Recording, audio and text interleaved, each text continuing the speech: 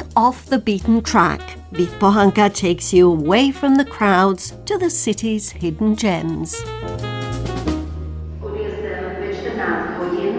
Hello and welcome to Prague off the beaten track. I'm Vít Pohanka and today's episode actually starts in a place that's about as on the beaten track as you can get in this city.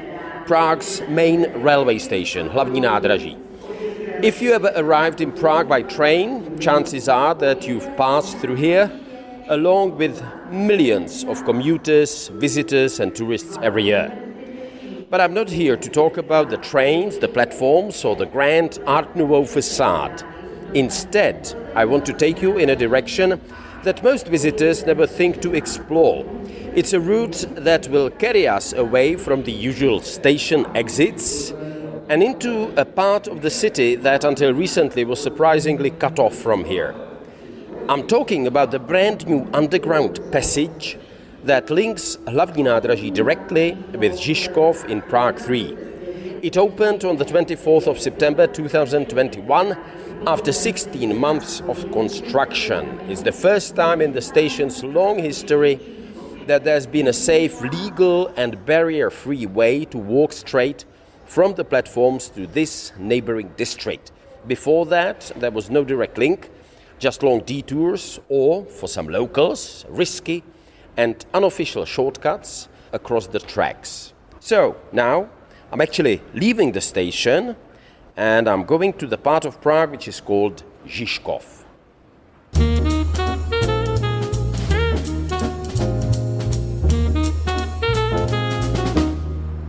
So stepping out on the Žižkov side, I find myself walking along a stretch of a nicely done bike path, I think, or it can be a pedestrian path.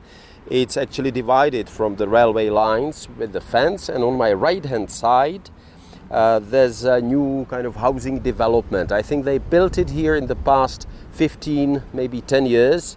It's a kind of mixture of offices, there are some cafes, but also some apartments, I would say quite expensive apartments. And this part of Žižkov has most of the quarter, as we call that in Czech, or Žižkov, the part of the city, has been gentrified.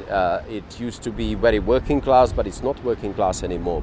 But the reason I come here, it's not just to admire the urban renewal, even though it is quite amazing, I have to say, or tell you about the history. I want to bring you to a place that very few visitors of Prague, I think, suspect is here. So bear with me just a minute and we'll be there. So now I arrived at my destination. Just a few minutes walk from the new underpass at the main railway station, or Hlavní nádraží, I reach what is known as the Žižkov Highline. It's not an official tourist attraction, and unless you happen to be exploring this part of Prague on foot, you might never even know it exists. But it's an intriguing place and a piece of urban design, a raised pedestrian walkway at the beginning that becomes a normal kind of dirt path. But it was definitely inspired by projects like the famous Highline in New York, in Manhattan, though here on a much, much smaller, more experimental scale. As I read, the Žižkov Highline was created as a temporary architectural installation for the Landscape Festival Prague in 2018. Its purpose was to connect parts of the city long separated by railway lines, specifically the areas around Karlín, Žižkov and the slopes of Vítkov Hill. The wooden staircase structure climbs from the street level up to the disused railway embankment, inviting people to walk along a stretch that was once an industrial no man's land. And in doing so, I think it draws attention to the huge, largely untapped potential of this forgotten corridor right in the middle of the city. The structure itself, it's not very big. It is a kind of kit made entirely from spruce planks, a repeating pattern of prefabricated parts, all joined with carpenter's screws. 2 lower flights of stairs run alongside a retaining wall, while a third rises to the crown of the former railway embankment, and that's where I'm sitting now. Altogether, the structure actually climbs about 5 meters, with resting points, railings and enough reinforcement to make it sturdy yet airy. While its purpose is functional, giving people a way up to the promenade on the old track bed, it's also meant as a kind of artistic gesture, I think, a reminder that city space can be reused and reimagined in creative ways. And although it began life as a temporary festival piece, the Žižkov Highline has obviously become a permanent entry, I would say, a permanent entry into a green pedestrian route linking these neighborhoods. In that sense, I think it shares really the same spirit as the New York's Highline, turning disused infrastructure into a shared public space that brings together walkers. I didn't see many cyclists, but they could be here as well, and local residents, and offers definitely a fresh perspective on the city. And I actually reached kind of midway along the path, and there's a structure here, there's a building here which is called Krenovka.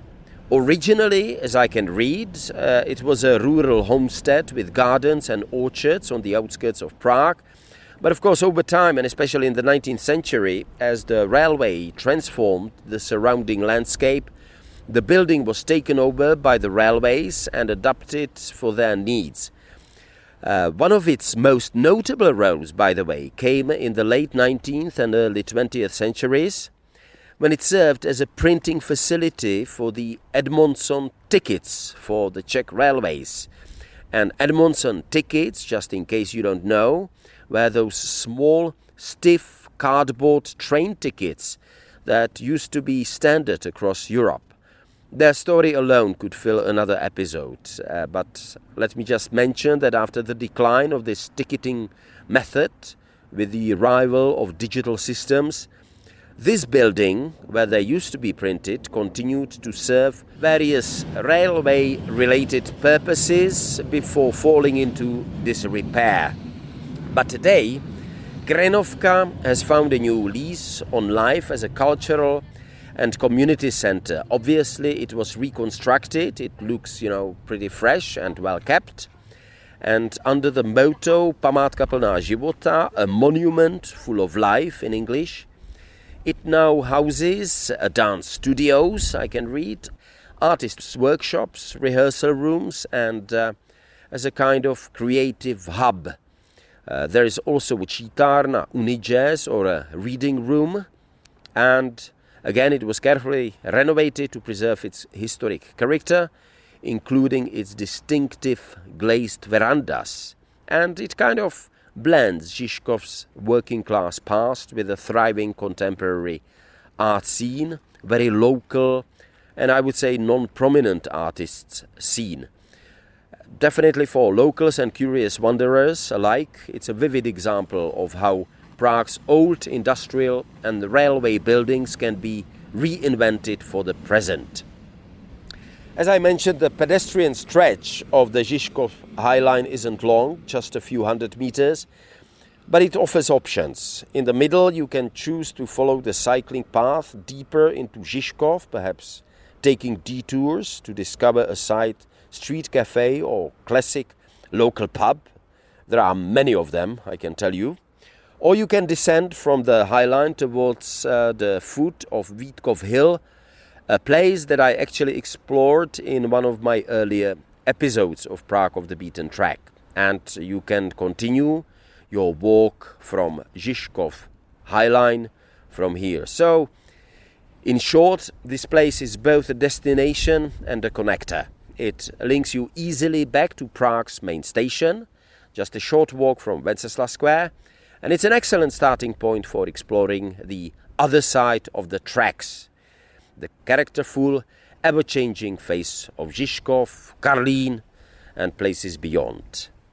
Let me just mention that while I was wandering here, taking a few photos with trains rumbling past just a few dozen meters away, I noticed a steady trickle of people walking up and down the Žižkov Highline. They moved with purpose, I would say, obviously heading somewhere, not just strolling for the sake of it. And that makes sense. This isn't really the kind of place you come to simply wander or picnic. It's too close to the tracks, but as a connector it works perfectly.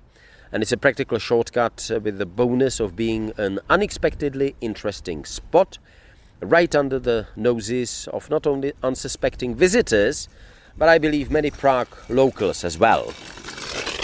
Now, obviously, what you heard was someone on a scooter.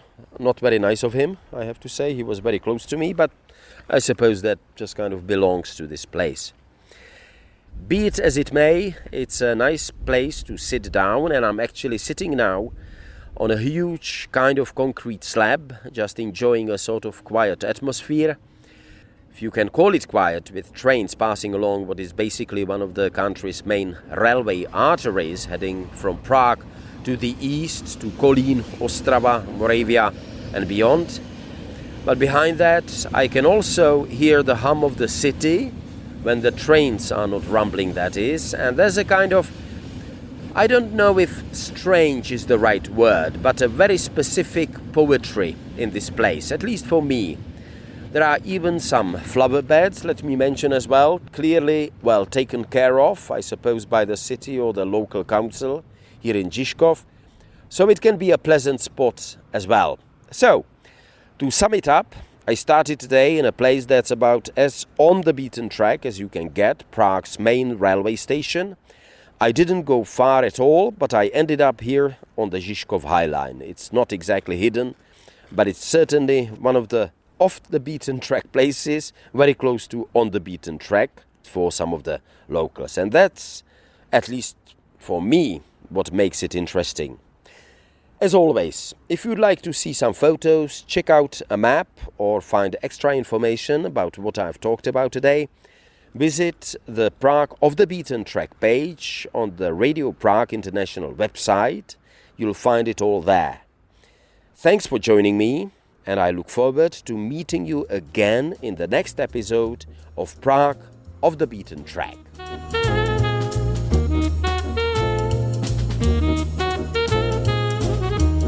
Prague Off the Beaten Track. Vít Bohanka takes you away from the crowds to the city's hidden gems.